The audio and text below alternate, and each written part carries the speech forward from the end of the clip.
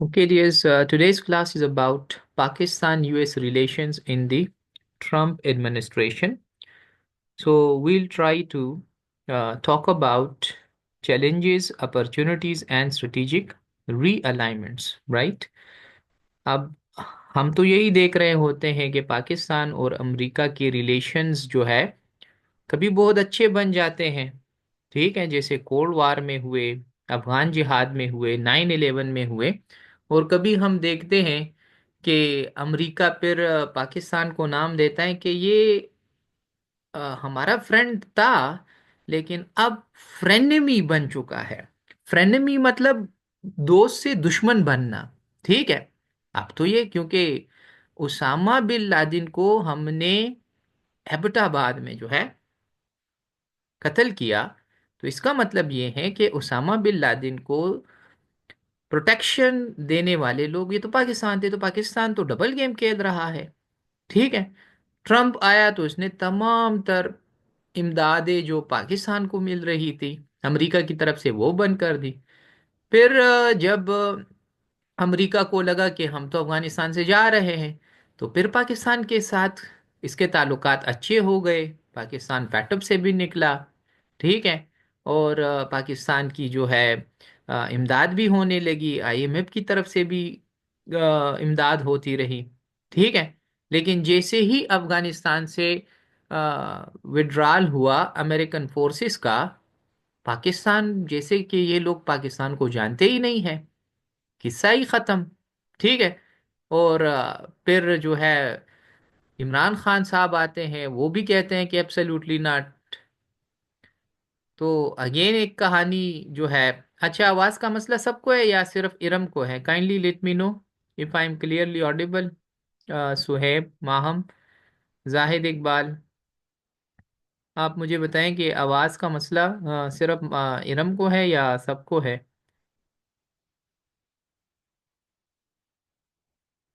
अच्छा, जाहिद इकबाल कहते हैं voice is okay sir, clear है। अच्छा इरम, आप अपना जो इंटरनेट है थोड़ा सा रिफ्रेश कर ले, ठीक है? तो पाकिस्तान जो है, withdrawal of US forces from Afghanistan, उसके बाद जो है पाकिस्तान थोड़ा सा उनके लिए जो है अनइम्पोर्टेड बन गया और ऐसा मुल्क बन गया जो इनको अब इसकी ज़रूरत नहीं है, तो फिर पाकिस्तान को छोड़ गए। डोनाल्ड ट्रंप साहब जो है वो उसका तो ताल्लुकात पाकिस्तान के साथ थे ही ठीक नहीं।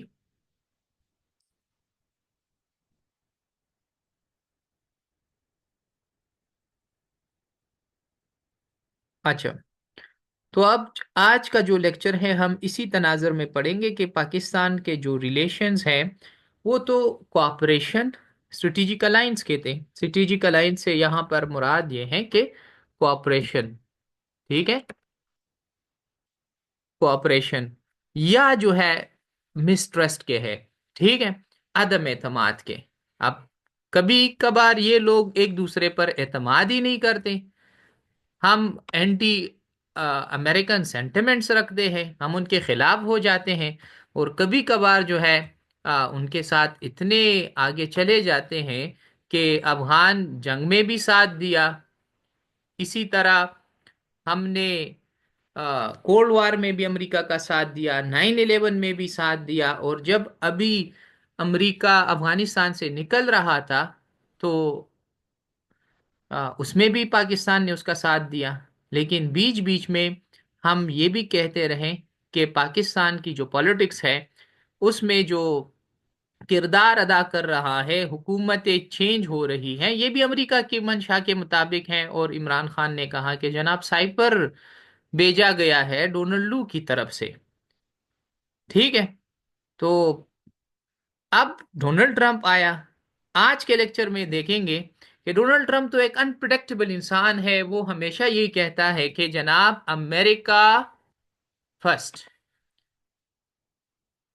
कि सबसे पहले क्या, सबसे पहले अमेरिका। अब आप जो भी करते हैं, लेकिन आप अमेरिकन इंटरेस्ट को जो है सर्व करोगे। अगर आप नहीं करते तो फिर जनाब अमेरिका आपके साथ कोई ताल्लुक नहीं रखेगा। ठीक है, तो अब पाकिस्तान के लिए जो सबसे बड़ा चैलेंज है, ऐसे सदर के साथ डील करना। डील से मुराद ये है कि अच्छे ताल्लुकात कायम करना। तो ये हमारे लिए एक बहुत बड़ा चैलेंज है। अपॉर्चुनिटीज भी है, वो आगे चलकर बताऊंगा कि पाकिस्तान का जो है अमेरिका के साथ क्या क्या अपॉर्चुनिटीज हैं, जिसकी बुनियाद पर हमारे उनके साथ ताल्लुकात बन सकते हैं। और अगर अमेरिका नहीं है तो फिर पाकिस्तान के साथ कौन कौन से क्या क्या ऑप्शंस हैं जो पाकिस्तान जो है यूटिलाइज कर सकता है अपने लिए। और उसमें हम फिर जिक्र करते हैं जो हमारे टॉपिक का आखिरी हिस्सा है, रीअलाइनमेंट्स का, कि पाकिस्तान चाइना की तरफ भी जा सकता है, पाकिस्तान रशिया के ब्लॉक में भी जा सकता है। ठीक है, वो डिटेल से बताऊंगा। थोड़ा सा हिस्टोरिकल कंटेक्स्ट में चले जाते हैं, क्योंकि जब भी आपने करंट अफेयर्स पढ़ना हो, कोई क्वेश्चन अटेम्प्ट करना हो, तो आपसे एग्जामिनर तीन चीजें डिमांड करता है। एक है हमारे पास पास्ट को डिस्कस करना, दूसरा है प्रेजेंट को डिस्कस करना, और तीसरा है फ्यूचर को डिस्कस करना। तो ये past, present and future, you are suppose to discuss all these things. जब भी आपने पेपर में आंसर देना है तो आपने पास्ट को डिस्कस करना है, जिसको हम हिस्टोरिकल बैकग्राउंड कहते हैं। आपने थोड़ा सा हिस्ट्री की तरफ जाना है, ज्यादा डिटेल से नहीं, बट जितनी जरूरत हो आंसर करने में। ठीक है, हम थोड़ा सा इसको हिस्टोरिकल कंटेक्स्ट में ले लेते हैं। हमारा ताल्लुक अमेरिका के साथ बेहतर हुआ जैसे हम हमें आज़ादी मिली, अमेरिका ने रिकॉग्नाइज किया। तो उस वक्त दौर था कोल्ड वार का। दुनिया दो हिस्सों में तकसीम थी, एक तरफ सोवियत यूनियन था, दूसरी तरफ अमेरिका थी। पाकिस्तान ने एक ब्लॉक में जाना था, तो इंतखाब किया हमने अमेरिका का, क्योंकि हम पाकिस्तान को उस वक्त डॉलर चाहिए थे, मिलिट्री एड चाहिए था, अपनी इकोनॉमी को स्टेबल करना था, इंडिया के खिलाफ अपने आप को मजबूत करना था। यही वजूहात थे जिसकी वजह से हमने सीटो और सेंटो ज्वाइन किया और हम रशिया के खिलाफ हो गए। ठीक है, और उस वक्त जो है पाकिस्तान को तकरीबन $5 बिलियन की इमदाद मिली 1950 से 1960 तक।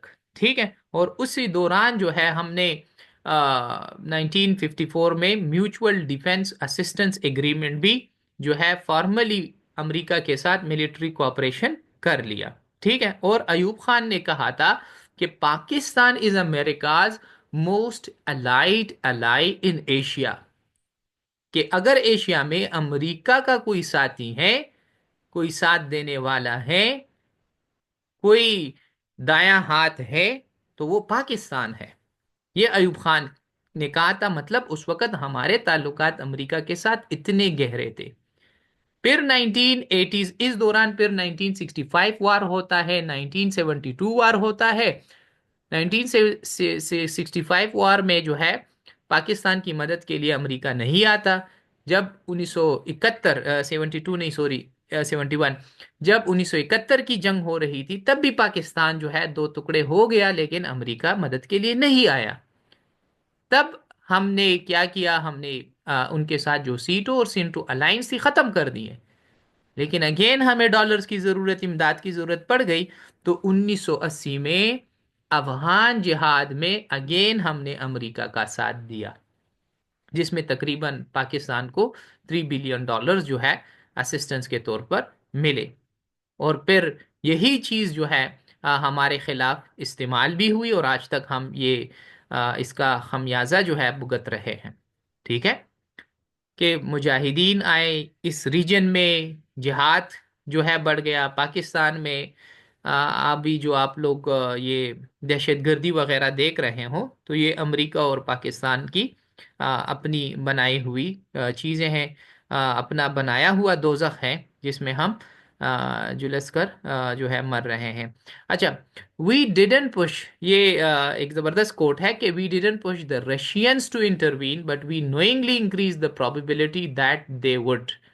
ठीक है, वो कह रहे थे कि जनाब, हमने रशिया को थोड़ा सा पुश नहीं किया कि वो यहाँ पर आए इंटरवीन करे, लेकिन हमने थोड़ी प्रोबेबिलिटी बढ़ा दी, और जिसकी वजह से वो यहाँ पर आए। अफगानिस्तान में रशिया ने फिर शिकस्त खाई, रशिया जो है टुकड़े टुकड़े हो गया, और सोवियत यूनियन से फिर रशिया रूस बन गया। और अमेरिका जो है सोल पावर बन गया पूरी दुनिया में। और दुनिया यूनिपोलैरिटी की तरफ चली गई, बाइपोलैरिटी भी खत्म हुई। और जब ये सब कुछ खत्म हुआ, अमेरिका के मफादात पूरे हुए, अगेन उसने पाकिस्तान को तलाक दे दिया कि जनाब बस हमारा ताल्लुक यहाँ तक था। ठीक है। तो अब आप फिर पाकिस्तान ने जब अपने न्यूक्लियर प्रोग्राम की तैयारियां शुरू की, थोड़ा सा अपने पॉलिसीज को एक्सपोज किया दुनिया के सामने, तो उल्टा अमेरिका ने पाकिस्तान पर पाबंदियां लगा दी। ठीक है। फिर जब हमने न्यूक्लियर पावर जो है वो एक मुल्क बन गए, न्यूक्लियर पावर मुल्क बन गए, अमेरिका ने हम पर सैंक्शंस लगा दिए, प्रेशर डाला। लेकिन उसी के एक साल बाद जो है 9/11 होता है, और 9/11 जब होता है तो अगेन पाकिस्तान की ज़रूरत अमेरिका को पड़ जाती है। पाकिस्तान भी जो है अमेरिका का साथ दे देता है वार ऑन टेरर में, दहशतगर्दी के खिलाफ जंग में। ठीक है। जिसका जो है थोड़ा सा फायदा पाकिस्तान को भी हुआ, मिलिट्री और बाकी सारी असिस्टेंस वगैरह डॉलर्स मिलते रहे। लेकिन इसका नुकसान भी हुआ। नुकसान फिर ये है कि पाकिस्तान में आज तक दहशतगर्दी जारी है। और इसी 9/11 की वजह से पाकिस्तान में एंटी अमेरिकन सेंटिमेंट्स को फरोग भी मिला। आज अगर कोई शख्स अमेरिका से नफरत करता है तो वो इस वजह से करता है क्योंकि अमेरिका ने यहाँ पर 400 के करीब जो है ड्रोन हमले किए हैं। ठीक है। यहाँ पर जो है दहशतगर्दों के खिलाफ डायरेक्ट कार्रवाइयाँ की हैं। तो इस वजह से यहाँ पर मदारिस में और लोगों के दरमियान जो है अमेरिका के लिए नफरत पाई जाती है। ठीक है। इसी के साथ जो है हमारे रिलेशंस तब खराब हुए जब जनाब यहाँ पर उसामा बिन लादेन को कत्ल किया गया। ठीक है। और हुसैन हक्कानी साहब जो है वो कहता है कि फिर the US Pakistan relationship is not based on trust, it is based on necessity. कि पाक अच्छा, एक मिनट प्लीज।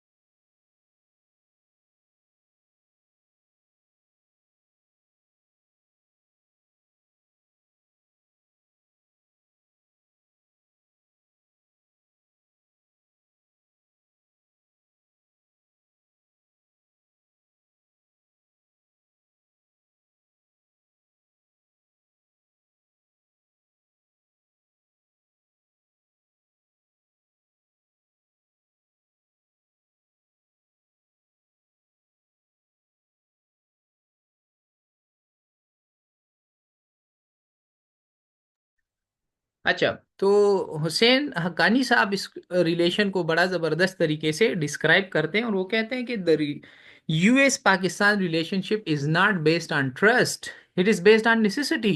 ये ट्रस्ट है ही नहीं, बल्कि जरूरत, जब पाकिस्तान को जरूरत पड़ती है अमेरिका के पास चला जाता है कि हमें इमदाद दे रहे।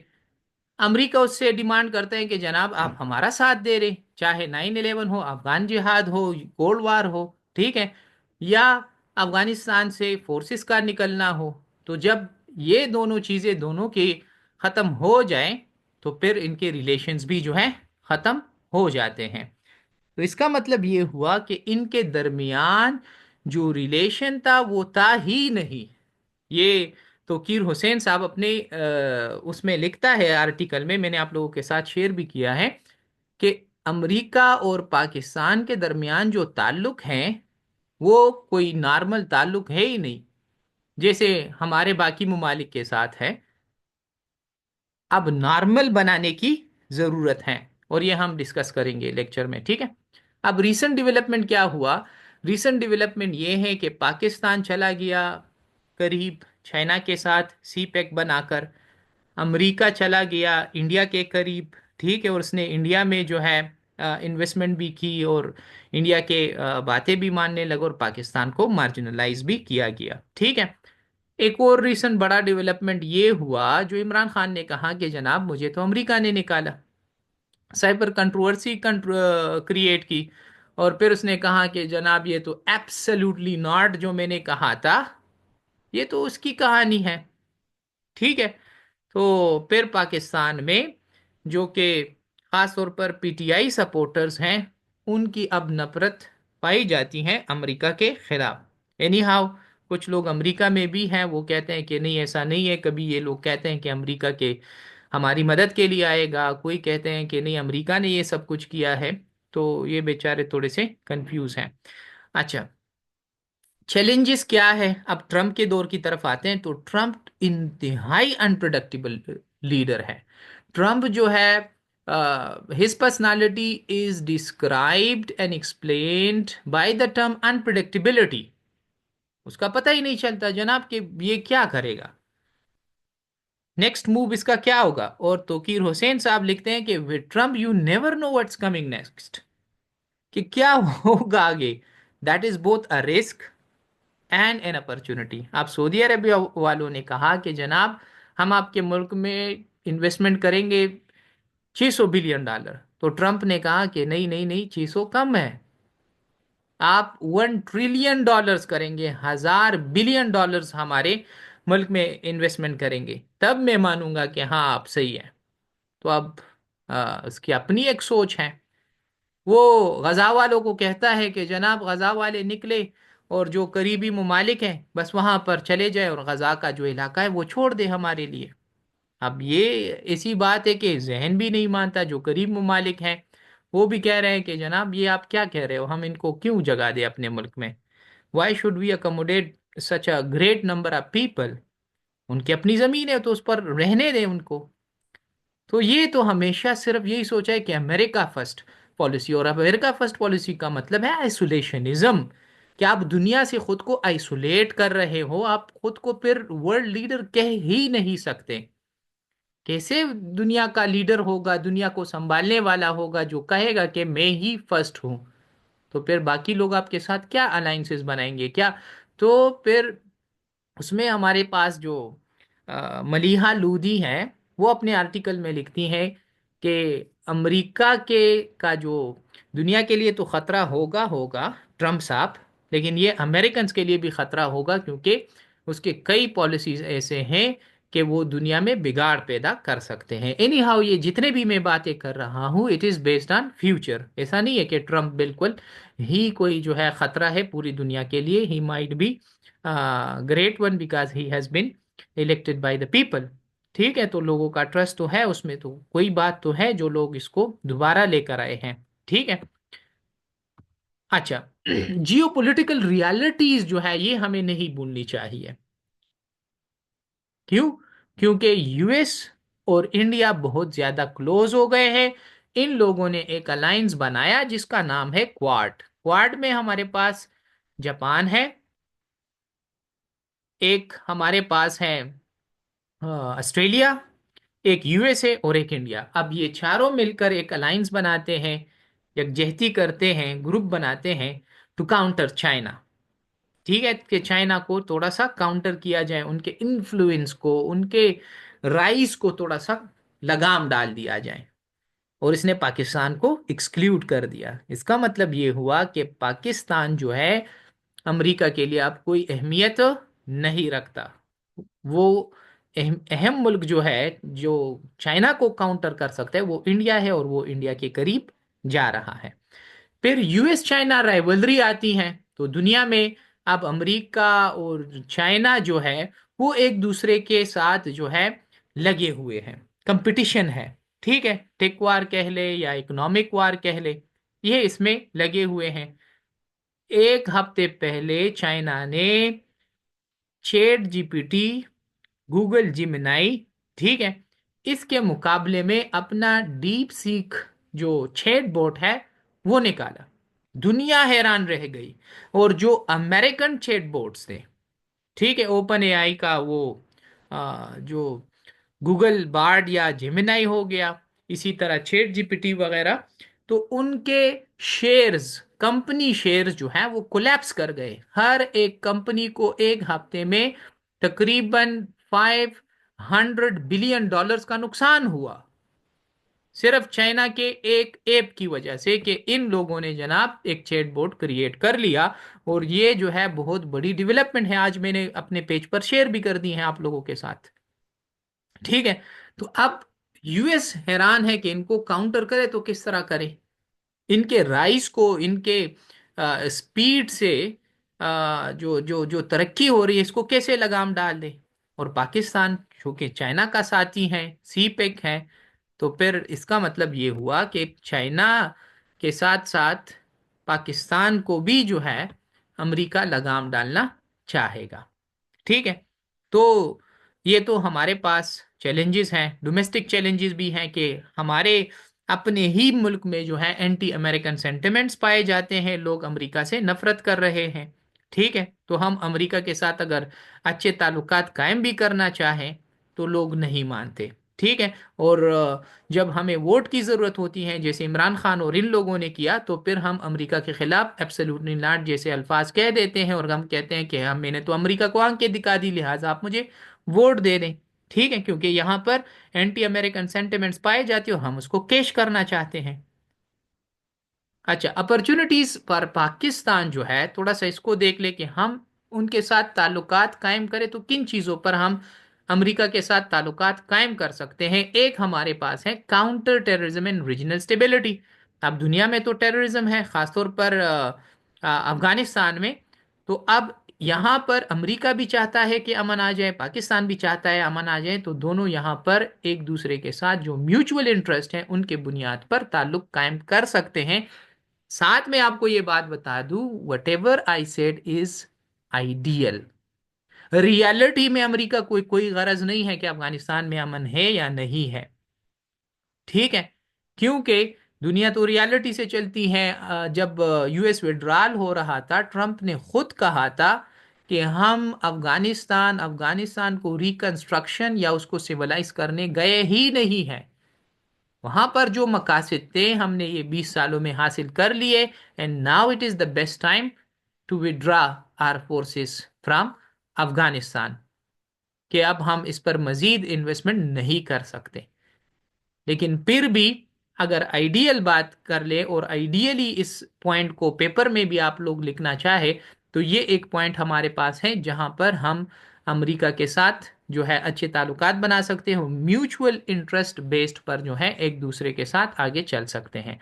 सबसे अहम पॉइंट जो है वो ये है कि दुनिया ट्रेड से चलती है, इन्वेस्टमेंट से चलती है। पाकिस्तान अमेरिका के लिए बहुत बड़ा मार्केट है, 25 करोड़ आबादी वाला मुल्क है। तो वो यहाँ पर अपना इन्वेस्टमेंट कर सकता है, जैसे उसने इंडिया में किया। ठीक है। एप्पल को लेकर वहां पर गए। ठीक है। अपना बिजनेस और एफडीआई और फॉरेन डायरेक्ट इन्वेस्टमेंट जो है वो इंडिया में लेकर चले गए। तो पाकिस्तान भी उनके लिए एक बहुत बड़ा मुल्क है, आबादी वाला मुल्क है, बहुत बड़ा मार्केट है। पाकिस्तान इससे बहुत ज्यादा फायदा ले सकता है। इसी तरह पाकिस्तान की एक्सपोर्ट्स के लिए अमेरिका बहुत ज्यादा बड़ा मार्केट है। हमारा लार्जेस्ट एक्सपोर्ट मार्केट अमेरिका ही है। हम सालाना उनके साथ $6 बिलियन का जो है ट्रेड करते हैं और वो हमसे चीजें खरीदते हैं। ठीक है। तो ये जो है ये एक पॉइंट इस तरह है कि हमारे इकोनॉमिक रिलेशंस होने चाहिए अमेरिका के साथ। एक अपॉर्चुनिटी ये है कि पीपल टू पीपल टाइज। ठीक है। अमेरिका हमें क्या करता है, स्कॉलरशिप्स देता है, फुल ब्राइट स्कॉलरशिप्स वगैरह। ठीक है। तो फिर उसके साथ कल्चरल एक्सचेंज भी होता है। और यहाँ पर आप लोग देखते हैं कि मैकडोनल्ड और केएफसी भी हैं, जिसको हम पसंद करते हैं, जाते हैं, खाते पीते हैं, एंजॉय करते हैं। तो ये कल्चरल एक्सचेंज के जरिए जो है हम अपने ताल्लुकात बेहतर बना सकते हैं। हम अपना बिजनेस वहाँ ले जा सकते हैं, वो अपना बिजनेस यहाँ ले आ सकते हैं। इसी के साथ साथ जो स्कॉलरशिप्स हमें मिलती हैं उसके जरिए भी हमारे ताल्लुकात बेहतर हो सकते हैं। अच्छा, स्ट्रेटेजिक रीअलाइनमेंट्स की बात करें तो दुनिया में अगर डिपेंडेंसी जो है पाकिस्तान के लिए ख़त्म हो जाती है अमेरिका पर, तो फिर पाकिस्तान के साथ क्या ऑप्शंस रहते हैं। एक तो ये है कि चाइना के पास जाएं, रशिया के पास जाएं। रीअलाइनमेंट्स में तो हम ये कह सकते हैं। ठीक है। इंटरेस्ट ड्रिवन पॉलिसी, ऐसी पॉलिसी हम बनाएं जो कि प्रिग्मेटिक हो। आइडियल ना हो, रियलिस्ट अप्रोच, हकीकत पसंदाना जिंदगी गुजारने वाला जो अप्रोच है वो अपनाए। Prioritising economic gains, areas of mutual interest with the US. ठीक ठीक है, कि यूएस के साथ जो हमारे ताल्लुकात हो वो कारोबार के बेस पर हो, ट्रेड के बेस पर हो, इकोनॉमिक गेन्स के बेस पर हो। हम उन्हें कहें कि जनाब हम आपको ये फायदा दे सकते हैं, आप हमें ये फायदा दे रहे, तब ही जाकर हमारे जो है सस्टेनेबल ताल्लुकात हो सकते हैं, पायदार ताल्लुकात हम अमेरिका के साथ बना सकते हैं, और अमेरिका हमारे साथ जो है पायदार ताल्लुकात बना सकता है। ठीक है, तो प्रेगमेटिज्म जो है ये की है, हमें प्रैक्टिकल होना है। बस अब आइडियल सिचुएशन से निकलना है कि हमारे ताल्लुकात पास्ट की तरह, जैसे कोल्ड वार या अफगान जिहाद या 9/11 में थे, ऐसी सूरत हाल पैदा होगी तो बस इसको भी छोड़ देना चाहिए। ठीक है, जो हमारे एंटी अमेरिकन सेंटिमेंट्स है ये भी गलत है, क्योंकि अमेरिका जो है इतना भी बुरा मुल्क नहीं है, खास तौर पर हमारे लिए जितना हमें पेश किया जा रहा है। ठीक है, तो इन सारी चीज़ों से निकलना चाहिए, अपने इंटरेस्ट को देखना है, अपने मफादात को देखना है, क्योंकि दुनिया जो है जितने भी ममालिक हैं वो इंटरेस्ट से ही चलती हैं। अभी अगर आप लोगों का कोई क्वेश्चन है तो मुझसे क्वेश्चन कर सकते हैं।